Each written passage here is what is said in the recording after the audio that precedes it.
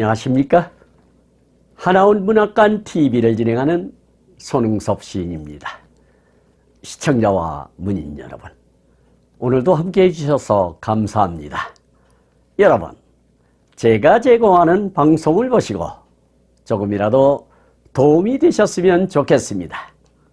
도움이 되셨다면 주변의 지인에게도 추천해 주시기 바랍니다. 하나온 시인을 널리 알리는 것은 진행자의 사명이며 큰 보람입니다. 오늘 소개할 자서전은 나의 슬픈 반생기 챕터 91 보리밭을 헤치며 나무로를 소개하도록 하겠습니다. 보리밭을 헤치며 나무로는 1962년 7월 30일 사판으로 발행된 나의 슬픈 반생기 220페이지에 수록된 글을 근거로 방송하게 됨을 알려드립니다. 챕터 91 보리밭을 헤치며 나무로 토지개혁을 하여 농민들을 잘 살게 하였다고 신문 잡지는 그 실생활의 실태를 과시하고 있다. 그러나 현실은 그와는 너무나도 거리가 먼 기아상태 현상이다. 농민들은 토지개혁에 이제는 살 때를 만났다고 내 세상이라 떠들더니 그 꿈이 사라지고 전에 현실은 촉은 목피로 나날의 목숨을 이어가야만 하니 이 얼마나 참혹한 환멸의 비애가 아닌가. 오래된 정치에서는 위정자가 자가세도 확장의 일방적인 관철만을 꿈꾼다. 그러나 정치의 대도는 절대 그것이 아닐 것이다. 백성들을 어디까지나 고복경양의 삶을 즐기게 하는 것과 국태민안을 지상 목적으로 하는 것이 아닐까 한다. 삼방협에서 또 검문을 당한다. 도대체 왜 이렇게들 성가신 세상일까? 온유월 똥파리같이 달겨드는 검문병에 딱 질린다. 제발 검문병이 없는 자유천지가 본능적으로 통절이 그리워진다. 전자는 이 나라의 등골의 배량인 추지령을 뚫고 가누라고 색색 숨갑바한다. 해발 700m의 분수령을 전차는 넘는다. 차는 4시경에야 연천에 도착하였다. 정거장에 내리니 또 다시 검문이다. 역군내에 있는 파출소에 불린다. 검문은 판에 박은 듯 공민증 제시와 여행지 목적, 소지품 조사의 순서로 하나 그때그때 검문하는 보안대원 따라 몇 가지 더 첨부되는 것이다. 나는 그때 나의 녹음을 틀어놓고 요구대로 순서를 응한다. 그러나 언제든지 신체 검사를 하며 돈이 발각될까봐 걱정되고 겁에 불안하다.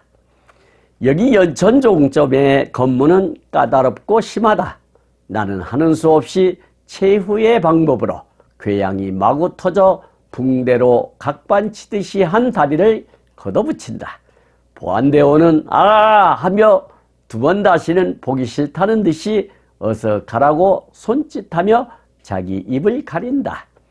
나는 못 이긴 채 하면서 한참이나 서성대면서 이남 가는 길을 물었다. 그는 밖에 나가서 다른 사람에게 물어보라고 빽빽 소리를 지른다. 나는 흉한 다리를 다시 걷어 붙이고 이렇게 헌데 투성인데 걸을 수 없으니 전곡까지라도 기차를 태워주세요 하고 바짝 달려붙는다.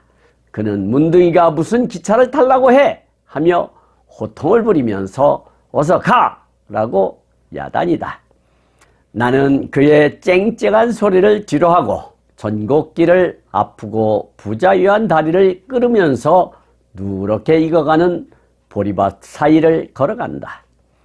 길에는 사람이 없다. 어쩌다가 걸어가는 농사꾼 밖에는 사람을 볼 수가 없다. 눈이 푸르게 물들지는 않을까 하는 푸른 산들이 옛날같이 아름답고 고요만 하고 흰 구름은 한가로이 둥둥 떠만 있다. 뻐꾹새가 누구를 부르는지 찾는지 목 놓아 구슬피 울며 울 따름이다. 전곡이란 지명 그대로의 지세를 이루고 있다. 산과 골짜기로 전부 이루어진 여기 38선 전곡 경계선은 국경도 아닌데 국경 이상으로 무시무시한 마와 죽음의 국경선으로 서로 총탄으로 원수를 맺고 맞서고 있다. 전곡의 산과 풍물은 슬픈 운명을 지닌 민족의 통곡과는 달라 태고 그대로의 정적이다. 언젠가 월남하였던 아리나 누이 동생들이 말하던 도순을 상기하면서 20올이 남짓한 전곡 38선 경계선의 월남 비밀 도순을 찾아 우회우원하며 죽음을 눈앞에 보면서 길 없는 산속을 헤맨다 라고 챕터 91을 기록하고 있습니다. 시청하시면서 혹 이해가지 않는 문장이 있었나요? 아니면 어려운 단어가 있었나요? 조금 더 깊이 있게 살펴보도록 하겠습니다. 첫 번째 단원을 보도록 하겠습니다. 토지개혁을 하여 농민들을 잘 살게 하였다고 신문 잡지는 그 실생활의 실태를 과시하고 있다. 그러나 현실은 그와는 너무나도 거리가 먼 기아상태 현상이다. 농민들은 토지개혁에 이제는 살 때를 만났다고 내 세상이라 떠들더니 그 꿈이 사라지고 전의 현실은 촉은 목피로 나날의 목숨을 이어가야만 하니 이 얼마나 참혹한 환멸의 비애가 아닌가. 오래된 정치에서는 위정자가 자가 세도 확장의 일방적인 관철만을 꿈꾼다. 그러나 정치의 대도는 절대 그것이 아닐 것이다. 백성들을 어디까지나 고복격양의 삶을 즐기게 하는 것과 국태 민안을 지상 목적으로 하는 것이 아닐까 한다라고 챕터 91을 열고 있는데요. 이 대목을 보면 하운의 정치관과 경제관을 엿볼 수 있는 것 같습니다. 지주의 집안이었기에 토지개혁이라는 명분으로 토지를 모두 몰수당하고 모두가 잘 사는 나라가 될 것이라는 선전선동이 있었지만 모두가 허구였다는 것이 이번 월남을 하면서 목격한 촉은 목피 현장이 아니었던가 싶습니다. 그래서 하운은 더 격앙된 심정이 아니었을까 싶네요. 자신의 재산을 몰수했으면 다른 백성이라도 잘 먹고 살게 정책을 폈어야 했는데 소나무 껍질을 벗겨 연명토록 했으니 말입니다. 여기서 토지개혁이라고 하는 것은 한 사회의 토지 소유 구조를 대대적으로 바꾸는 것을 말하는데 김일성이 북한에 들어오고 공산당 정권이 들어서자 가장 먼저 하던 것이 토지개혁이었다 하겠습니다. 소련 군정의 지원 아래 무상몰수, 무상분배를 주장했으며 지주 출신이나 비공산계 인민위원들로부터 그 가혹성이 지적되었으나 김일성의 강압으로 1946년 3월 5일부터 4일, 13일 전격적으로 실시되었다 합니다. 북한 측은 토지개혁을 시작하면서 9만여 명의 고용농민, 빈농민으로 구성된 1만 2천여 개의 농촌위원회를 조직하고 불과 20여일 만에 전격적으로 토지 분배 사업을 실시했다고 발표하고 있습니다. 과시라고 하는 것은 자랑하거나 뽐내어 보임을 이르는 말이 되겠습니다. 기아상태라고 하는 것은 먹을 것이 없어 굶고 주림의 형편이나 모양을 뜻한다 할 수 있겠습니다. 환멸이라고 하는 것은 어떤 일이나 사람에 대해 가졌던 기대나 이상, 꿈 등이 깨어질 때 느끼는 실망감이나 허무감을 뜻한다 하겠습니다. 자가세도라고 하는 것은 가정에서의 권위적 세력을 휘두름을 뜻하는데 소위 지역에서의 세력가를 뜻한다 할 수 있겠습니다. 관철이라고 하는 것은 어떤 주장이나 방침, 일 등을 끝까지 밀고 나가 끝내 이룸을 이루는 말이 되겠고요. 고복격양이라고 하는 것은 중국의 요임금 때 한 노인이 배를 두드리고 땅을 치면서 요임금의 덕을 찬양하고 태평성대를 즐겼다는 일에서 나온 말로 태평한 세상을 즐김을 뜻하는 말이라 할 수 있겠습니다. 국태민안이라고 하는 것은 나라가 태평하고 백성들의 생활이 평안함을 뜻하는 말이 되겠습니다. 다음 단원을 보도록 하겠습니다. 삼박협에서 또 검문을 당한다. 도대체 왜 이렇게들 성가신 세상일까? 온유월 똥파리같이 달겨드는 검문병에 딱 질린다. 제발 검문병이 없는 자유천지가 본능적으로 통절이 그리워진다. 전차는 이 나라의 등곳의 배량인 수지령을 뚫고 가노라고 색색 숨가빠한다. 해발 700m의 분수령을 전차는 넘는다. 차는 4시경에야 연천에 도착하였다. 정거장에 내리니 또다시 검문이다. 역군내에 있는 파출소에 불린다. 검문은 판에 박은 듯 공민증 제시와 여행지, 목적, 소지품, 조사의 순서로 하나 그때그때 검문하는 보안대원에 따라 몇 가지 더 첨부되는 것이다. 나는 그때 나의 녹음을 틀어놓고 요구대로 순서를 응한다. 그러나 언제든지 신체 검사를 하며 돈이 발각될까봐 걱정되고 겁에 불안하다라고 기록하고 있는데요. 남북으로 갈라져 혼란기이기 때문에 검문 검색이 심했던 것으로 보입니다. 특히 북에서는 남으로 내려가지 못하도록 막으려는 정책이 작용했겠지요. 수없이 검문을 당하니 정말 지겹기도 했겠습니다. 우리가 해외여행을 할 때도 잠깐이지만 줄을 서서 순서를 기다리는 심정을 생각하면 쉽게 이해가 갈 것입니다. 그런데 하우는 매 정거장마다 반복되다시피 하였으니 얼마나 귀찮고 짜증이 났을까요? 더구나 겨드랑이와 사타구니에 감춰둔 돈이 발각될까봐 노심초사했겠지요. 여기서 성가신이라고 하는 것은 들볶이거나 번거로워 괴롭고 귀찮다라는 뜻이 되겠고요. 통절이라고 하는 것은 뼈에 사무칠 정도로 절실하게라는 뜻이 되겠습니다. 그리고 배량이라고 하는 것은 중국식 단어로 배를 뜻하는데 여기서는 산맥을 뜻한다 할 수 있겠습니다. 그리고 추지령이라고 하는 것은 강원도 통천군 벽양면과 해양군 안풍면 사이에 있는 고개를 뜻한다 할 수 있겠습니다. 분수령이라고 하는 것은 어떤 일의 진전이나 사물이 발전 과정에 있는 결정적인 고비 또는 전환점을 비유적으로 이르는 말이 되겠습니다. 공민증이라고 하는 것은 북한에서 17세 이상의 성인, 군인 제외에게 주어지는 증명서를 뜻한다 할 수 있겠습니다. 첨부라고 하는 것은 주로 문서나 안건 따위에 다른 대상을 더하여 보탬을 뜻한다 할 수 있겠고요. 겁에라고 했는데 무서워하거나 두려워하는 마음에 라는 뜻이 되겠습니다. 다음 단원을 보도록 하겠습니다. 여기 연천 종점의 검문은 까다롭고 심하다.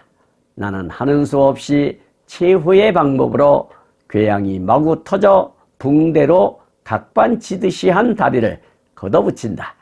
보안대원은 아 하며 두 번 다시는 보기 싫다는 듯이 어서 가라고 손짓하며 자기 입을 가린다. 나는 못 이긴 채 하면서 한참이나 서성대면서 이남 가는 길을 물었다. 그는 밖에 나가서 다른 사람에게 물어보라고 빽빽 소리를 지른다. 나는 흉한 다리를 다시 걷어붙이고 이렇게 헌데 괴양 투성인데 걸을 수 없으니 전곡까지라도 기차를 태워주세요 하고 바짝 달려붙는다. 그는 문둥이가 무슨 기차를 타려고 해 하며 호통을 부리면서 어서 가 라고 야단이다 라고 기술하고 있는데요. 연천이 종점인 관계로 더 철저하게 검문을 했던가 보네요.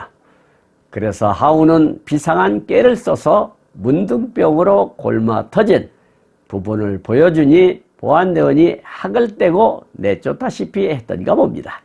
하우는 한술 더 떠서 남한으로 가는 길을 물었더니 소리를 빽빽 지르면서 나가서 물어보라고 내몰았나 봅니다. 이렇게 위기를 모면하고 내 몸 상태가 이러하니 전국까지만이라도 기차를 타게 해달라고 부탁을 했지만 보안대원은 문득이가 무슨 기차냐며 야단을 치며 밖으로 내몰았던가 봅니다. 여기서 연천이라고 하는 것은 경기도의 최북단에 위치하고 있으며 총 면적은 676.32km/평방미터로 동쪽은 연천읍과 청산면이 포천시와 접하고 있습니다. 서쪽은 장남면이 파주시와 북쪽은 신서면이 황해도의 금천로 및 강원도 철원군과 인접해 있으며 남쪽으로는 전곡읍 간파리가 동두천시와 경계를 이루고 있다 할 수 있겠습니다. 각반이라고 하는 것은 걸음을 걸을 때 가뿐하도록 발목에서 무릎 아래까지 매는 헝겊띠를 말한다 할 수 있겠습니다. 이남이라고 하는 것은 어떤 기준이 되는 지점으로부터 그 남쪽을 이르는 말이 되겠고요. 흉한 했는데 보기 싫게 나쁜 그런 뜻이 되겠습니다. 전곡이라고 하는 것은 경기도 연천군 남부에 있는 읍, 대체로 300m 이하의 구릉성 산지를 이루며 읍의 동부에 옥녀봉, 마차산 등이 솟아있다 하겠습니다. 한탄강이 읍의 북부를 공유하며 동북부에는 넓은 평야가 발달했다 할 수 있겠고요. 쌀과 콩, 무, 배추 등이 많이 생산되며 특히 전국 읍의 율무는 전국 율무 생산량의 80%를 차지할 만큼 연구 재배가 활발하게 이루어지고 있다 합니다. 이외에 버섯과 포도, 석공예품이 생산된다 할 수 있겠고요. 계곡과 절벽, 하천의 공류 등 자연 경치가 수려한 곳이 많으며 한탄강 관광지가 있다 하겠습니다. 호통이라고 하는 것은 몹시 화가 나서 큰 소리로 꾸짖음을 이르는 말이 되겠고요. 야단이라고 하는 것은 떠들썩하게 일을 벌이거나 매우 부산하게 법석거림을 뜻하는 말이 되겠습니다. 다음 단원을 보도록 하겠습니다. 나는 그의 쨍쨍한 소리를 뒤로하고 전곡길을 아프고 부자유한 다리를 끌으면서 누렇게 익어가는 보리밭 사이를 걸어간다. 길에는 사람이 없다. 어쩌다가 걸어가는 농사꾼 밖에는 사람을 볼 수가 없다. 눈이 푸르게 물들지나 않을까 하는 푸른 산들이 옛날같이 아름답고 고요만 하고 흰 구름은 한가로이 둥둥 떠만 있다. 뻐꾹새가 누구를 부르는지 찾는지 목 놓아 구슬피 울며 울 따름이다 라고 수리하고 있는데요. 기차를 타지 못하게 하니 전곡 방향으로 성취하는 몸으로 보리밭 사이로 걸어갔던가 봅니다. 보리가 익어가는 시절이라니 5, 6월이 아닐까 싶네요. 그러면 사냐의 나무들도 연녹에서 진녹으로 변해가고 있을 때였겠지요. 접경지라서 농사 짓는 농부만 가끔 보일 뿐 한적했던가 봅니다. 마치 사랑하는 알이 자신을 부르는 듯 뻐꾸기가 애달픈 소리로 부르고 있었나 봅니다. 그 소리에 하우는 가슴이 미어 터지도록 아프다는 것을 뻐꾸기를 빌어 그렇게 표현한 것이겠지요. 여기서 쨍쨍한이라고 했는데 몹시 내리쬐어 따가운 이런 뜻이 되겠고요. 고요라고 하는 것은 잠잠하고 조용한 상태를 이르는 말이 되겠습니다.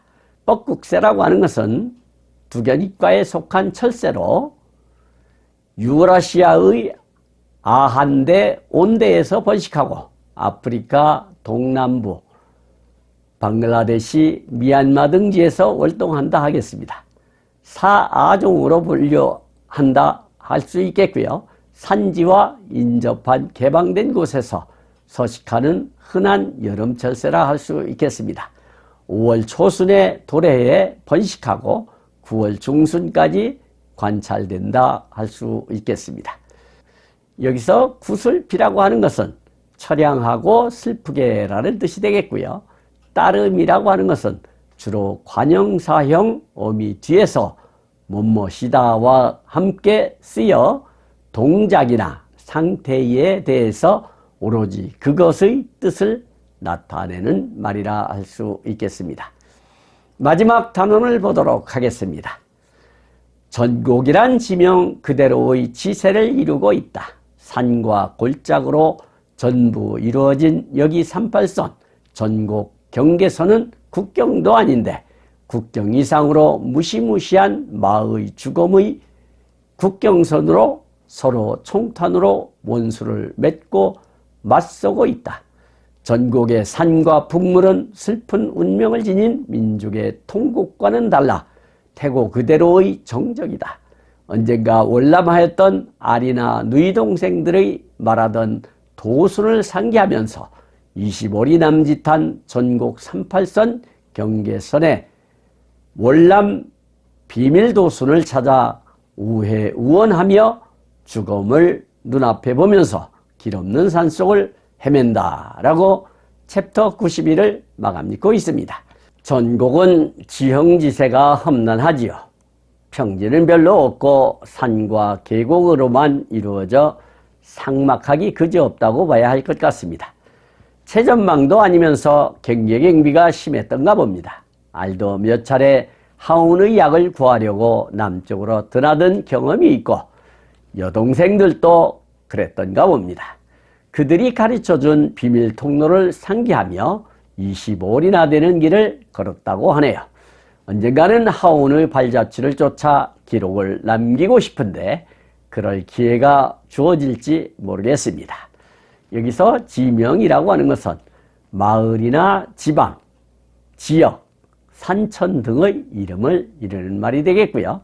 골짜기라고 하는 것은 비표준어로서 산과 산 사이에 깊숙이 패어 들어감을 이르는 말이 되겠습니다.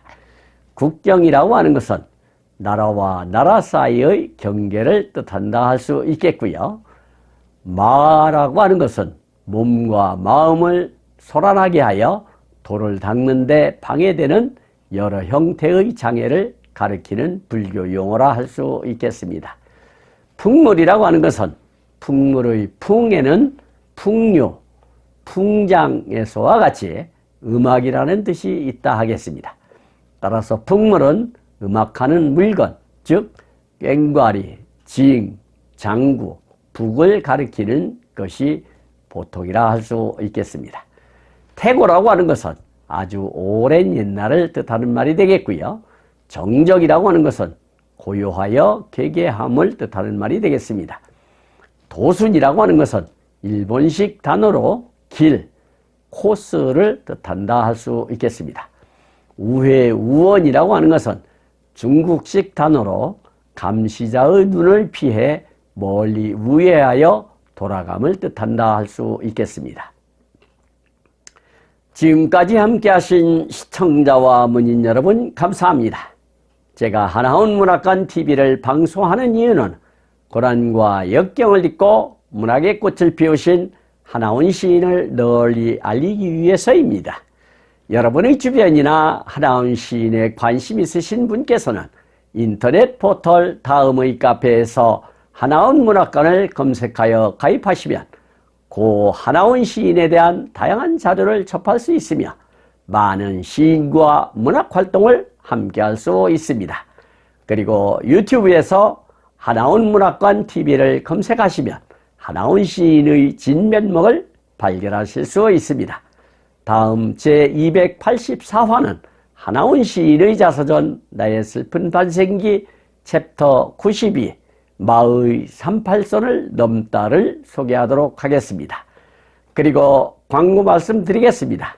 하나원 문학관에서는 화면의 사진과 같이 문인의 등용문인 제호 파랑새라는 문학지를 6월 20일경과 12월 20일경 두 차례 발간하고 있습니다. 파랑새 제10집은 문우님의 적극적인 참여로 12월 17일 출간되어 택배로 배송되고 있습니다.